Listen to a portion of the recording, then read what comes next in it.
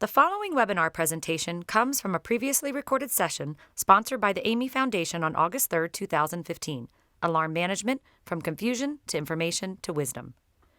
The webinar is part of AAMI's National Coalition for Alarm Management Safety, a national initiative that is designed to address alarm fatigue and improve alarm management.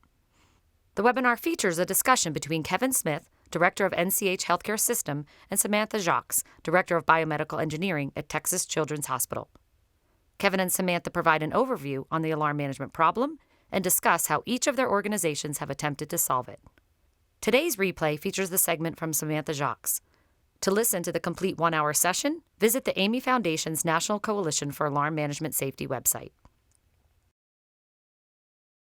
Most of you are aware of why we're here today, right? Medical device alarm safety is one of the sentinel events that the Joint Commission has put out, as well as one of the national patient safety goals. So, right, in every room, right across all of our hospitals here in the States and abroad as well, there are hundreds of alarms that go off every day in those individual rooms. Those add up to thousands of alarms on individual units and tens of thousands of alarms within your hospital system on a day-to-day basis. From research, we know that 85 to 99% of those alarms are not clinically relevant. You don't need to do an intervention due to the alarm, and therefore, clinicians themselves have become very desensitized and overwhelmed by the alarm sounds. This has led to over 98 alarm reported events. 13 of those have been loss of function, 5 are around additional care extended stay, and 80 of them has resulted in death of the patient. And so this is why Joint Commission has really gotten involved with a Sentinel Alert event, as well as a national patient safety goal to help organizations tackle their alarm management problems. Next slide. So those of you who have been working on alarm management know that it's not a short, quick PDSA cycle that you can run to go ahead and fix your alarm management problem. There are a lot of hurdles that you need to get over in order to be successful in your alarm management journey. So first of all, we all know data is not very easy to come by, right? Every device you have in your hospital has different kinds of data that you can access in different ways, and they are not centrally available or easily adaptable to what you need in your organization. So actually getting the data out of the devices itself is the first hurdle that you need to overcome. Once you have the data, though, it's not an easy journey, right? First of all, there's very little literature or evidence-based guidelines on what to do around your alarm management problem. There aren't national standards as to what we set for alarm limits. There's not even standards based on patient type or patient age. So once you've gone ahead and tried to take your data and look at it for what you need to do, you quickly learn that the third hurdle we have to get over is that one solution does not fit all situations, units, and or institutions. Those of us working in the AAMI Coalition have found out that we have very different needs, right, on an alarm-by-alarm basis. The alarms that I have in my pediatric hospital need to be set very different than those that Kevin has in his organization. Additionally, regional issues also occur, right? Hospitals that happen to be in Denver that are a mile above sea level, right, their physiological parameters are different because of where they are in the nation. And so the solution that you tailor for your organization has to fit to your organization, may even be unit specific. Last but not least, once we actually get all of the data, we figure out what we want to set our alarms at, we figure out what we're going to do for each unit in our institution, the last and probably hardest hurdle we need to get over is that culture is not very easy to change.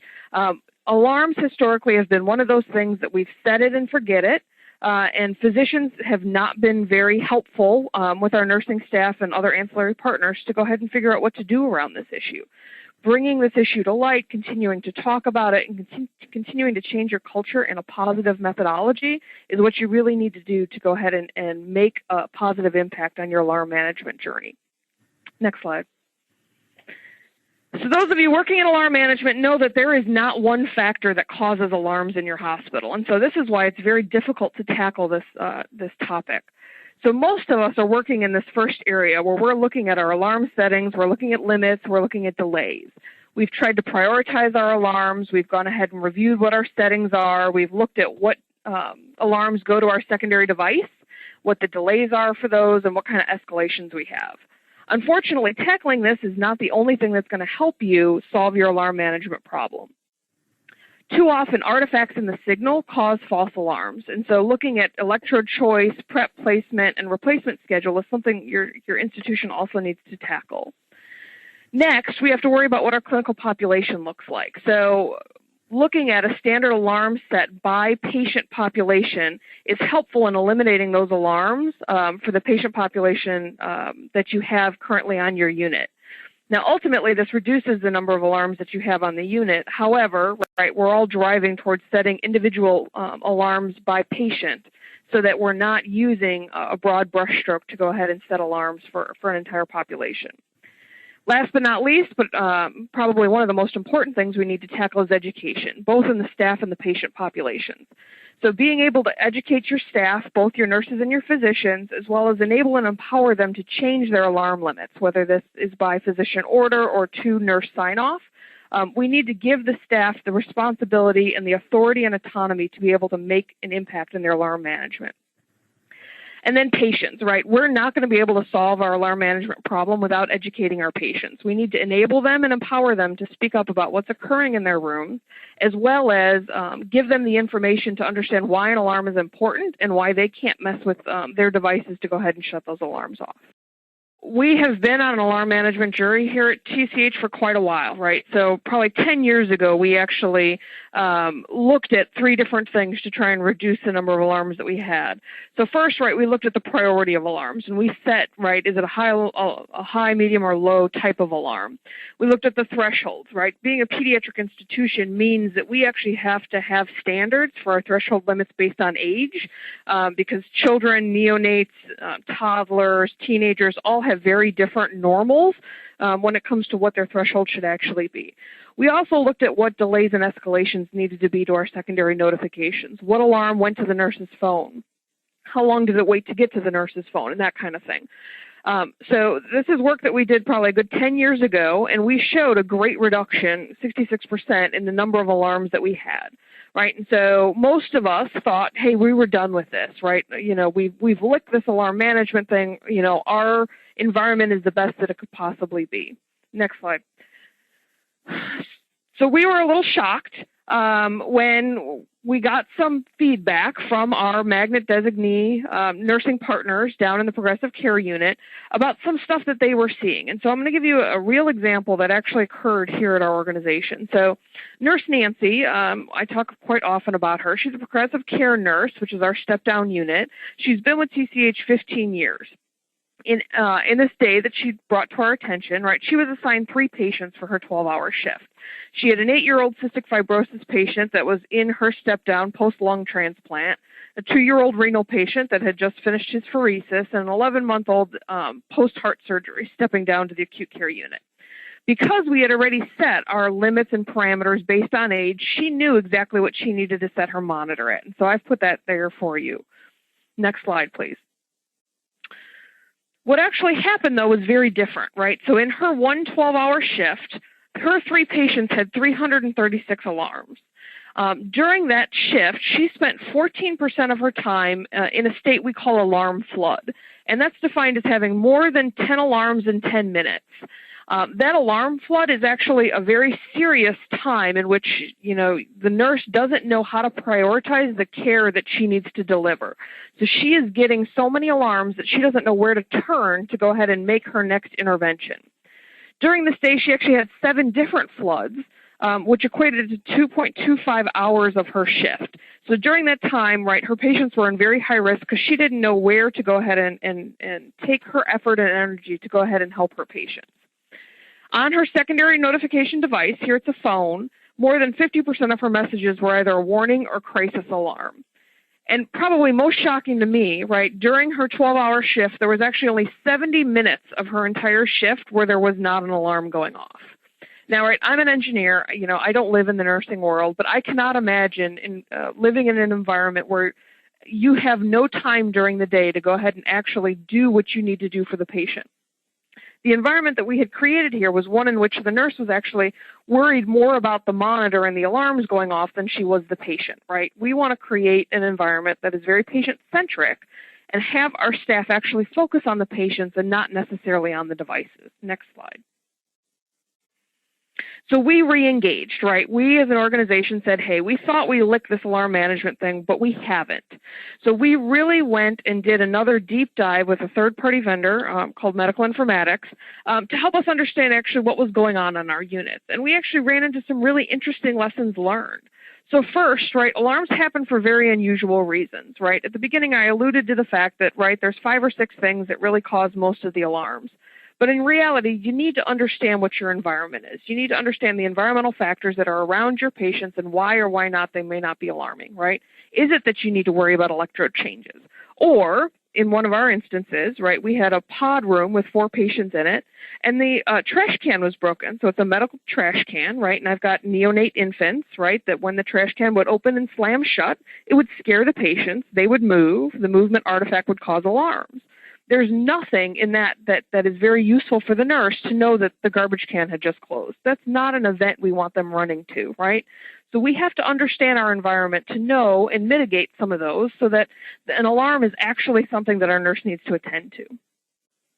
We also learned that the limits that we had set by age and unit really need to be data-driven, okay? So most of us have set our age and unit-specific data based on what we call normal, right? And so what I'm going to tell you is that literature normal, right, may not be normal for what your unit population is. And so I'll give you a great example, right? In pediatrics, right, normal children that are infants and neonates, right, their heart rate is much higher than an average normal heart rate. So a 180 or a 200 heart rate may be normal for them.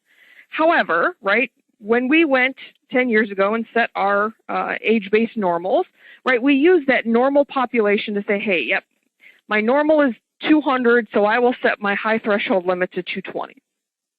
The problem comes in is that that patient group that actually comes through your hospital is not normal. And so using literature that equates to a normal population, a normal healthy population, is not what we see in the hospital. So you should really be using the data that you derive on your units to define what your unit-based limits need to be. And finally, right, setting limits by age and unit are better, right, than using the defaults that come with your monitor. However, right, I'm going to echo what Kevin said. Being able to set your limits based on the individual patient need is the only way we're going to actually solve the alarm management problem, right? I may have set, what my alarm limits are for my unit. However, that may not match this one patient that comes into my hospital. And so we need to really identify what that individual patient's need is and set those alarms to that patient's actual physiology. Next slide. So we started a new way, right? We partnered with Medical Informatics. We looked at a way to create a real-time analytics dashboard. The dashboard actually has 3 layers to it. There's a unit-level dashboard, a nurse dashboard, and a patient dashboard. And it helps us use historical information and track all the changes that we do from our PDSA cycles, our improvement cycles. It also helps our nursing staff on the floor with their nurse assignments, right? The last thing you want to do is if you know you have 3 high alarming patients, you don't want to assign them to the same nurse. All you're going to do is you're going to stress that nurse out, right? And you're going to create a very high-risk environment where those patients may not get the care that they need. We also wanted to use this dashboard to help us leverage the ability to take real-time data and make clinical decisions at that individual patient level. Next slide. So this is what our unit dashboard looks like, and so this was actually a day back in May 4th, on our PCU, which again is our step-down unit. So on this day, there were 6,310 alarms. We also give some insight around what the nurse-to-bed ratio is, right? So in this case, each nurse was taking care of about 3.3 patients. The metric that we've started using to go ahead and try and track from a risk perspective is this time and flood. So how much of the time were our nurses in this flood event where they were getting more than 10 alerts in 10 minutes so that they don't know how to prioritize their care? We show the alarm load as well, which gives us a bar horizontally and vertically. The horizontal bar is where we are at today. The vertical bar is where we were yesterday, so we can kind of gauge, are we doing better or worse than yesterday? We also get a trend as well as what our most frequent alarm is. And for those of you doing alarm management work, SpO2 low is the biggest culprit of a lot of alarms. And in our instance, it's about 37% of the total alarms that happen. So this dashboard is actually available to all of our nurses via a website. and they can then click to get some more individualized information on what's going on the floor. Next slide. So once they click, this is the deep dive view that they can actually get. So on a particular day, right, they can get a listing of every bed that's on the unit and what the number of alarms that bed has.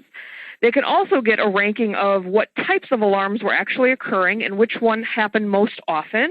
And then finally, they can sort by clinical staff and determine how many individual alarms a specific nurse actually got during her shift.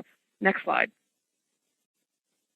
We can then also deep dive by room. So this is bed 7015, and this individual bed had one patient in it for the 24 hours for the day.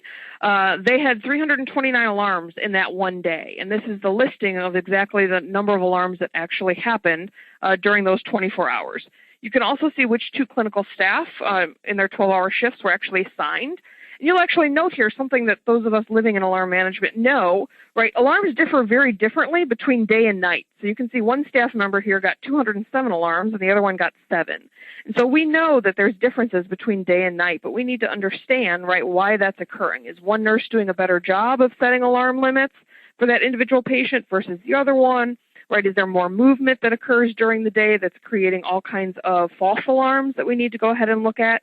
So data like this is very useful for your organization to go ahead and understand what's going on in the environment. Next slide. We can then also look by clinical staff member. So this is where our nursing staff on the units, our charge nurse, actually looks to determine, right, which bed should be assigned to which patient. Obviously, this isn't the first thing that they use to go ahead and assign beds to staff, but this is something that they take into account because they don't want to assign 3 really high alarming patients or 2 really high alarming patients to the same nurse. So in this instance, you can see, right, this clinical staff member had 3 patients assigned to her. One bed alarmed 160 times, the second was 117, and the third was a relatively low alarming bed at 67. However, we can start tracking, though, by this patient, how many floods this patient or this clinical staff member was in, how many alarms she got during that flood, and how much time of her shift was actually spent in flood. This is where we're focusing a lot of our time to try and reduce the number of alarms and the time in flood to make sure that we're reducing the risk on the floor. Next slide. Now, more specific, right, to exactly what Kevin was talking about is you've got to be able to set alarm limits based on your individual patient. And so it's really hard when you don't know a lot about that patient to understand what you need to set that alarm limit to. And so we've created a patient-specific dashboard that gives a history view of what alarms went off in the past 24 hours, as well as when those alarms occurred and what recommendations are being made to actually resetting those alarm limits. So I'll give you an example of this patient. This is actually one of our patients that was here in May. It's been de-identified for HIPAA reasons. But this patient has had 3 different alarms, mainly in the past 24 hours, an SpO2 low alarm, a respiratory high, and a respiratory low. So if you click to the next slide, what we can actually do is deep dive into that individual patient. So in the SpO2, right, this alarm went off 26 times for a total of 4 hours. And if you're a patient, can you manage an alarm going off 4 hours? That it boggles my mind, but it does. Our SpO2 low for this unit, the low limit is set to 90.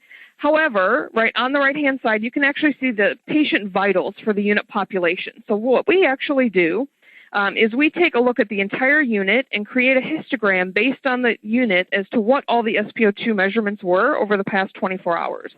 We can then compare on the bottom what those observed vitals are for that individual patient. So you can actually see, right, this patient goes between 100 and 91 most of the time for their SpO2 actual measurements. So maybe setting their limit at 90, right, might be a little bit high. Maybe we can move it down to 85, right, or something, to Kevin's point, that's actually clinically relevant.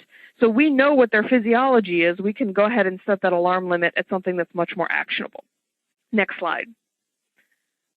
So here's another a great example of that. So this is a respiratory low alarm that this patient has also been having. Now you'll note that the observed vitals for the unit population, right, kind of looks like a nice distribution that has a little bit of a tail on it, right? And so that normal for the unit population, though, looks nothing like the normal for our patient that's below it, right? Our patient has a huge spike at 11. That's where this patient sits almost all the time. So if 11 is normal, right, what should we really be setting the respiratory low limit to? And so that discussion can be had by our staff members, by our nurses and our physicians during rounds or at any time during the day because they have access to this data 24/7. Next slide. So this is the workflow that we've actually put in place to help our staff utilize this data and make clinical decisions. So at shift change, right, our nurse manager actually runs the unit report. They then use that report to set nursing assignments, right? This helps improve safety, reducing likelihood of alarm floods. Nurse manager then also looks at the patient list to highlight the patients for rounds review. So we all know that usually it's 20% of your patients that create 80% of your alarms. Those are the patients we want to highlight during our patient rounds. And so the nurse manager will pull that data for those patients and put an additional set of questions in the rounding template for our physicians and nurses and staff as they go around on patient rounds. So then during rounds, our clinical teams review those high alarming patients, and they actually have discussions in the room. They talk with our patient, they educate our families, the nurses go ahead and provide input, and the clinical team then makes a decision to either change that alarm limit or they go ahead and keep the alarm limit as it is and change what we're actually doing to the patient as an intervention. So in our organization, kind of dissimilar from Kevin's institution allows nurses to change the limits, I believe with 2-nurse sign-off. Our institution requires a physician order. And so this is where we get our physician orders then during the rounding events so that nurses can then change those alarm limits. This helps us reduce our alarm volume and improves the actual environment that our patients are actually in. Thank you for attending this webinar replay. As mentioned, this is a segment from a previously recorded session sponsored by AAMI. That session also featured Kevin Smith, Director at NCH Healthcare System. Go to the AAMI Foundation's National Coalition for Alarm Management Safety website if you'd like to listen to the full replay.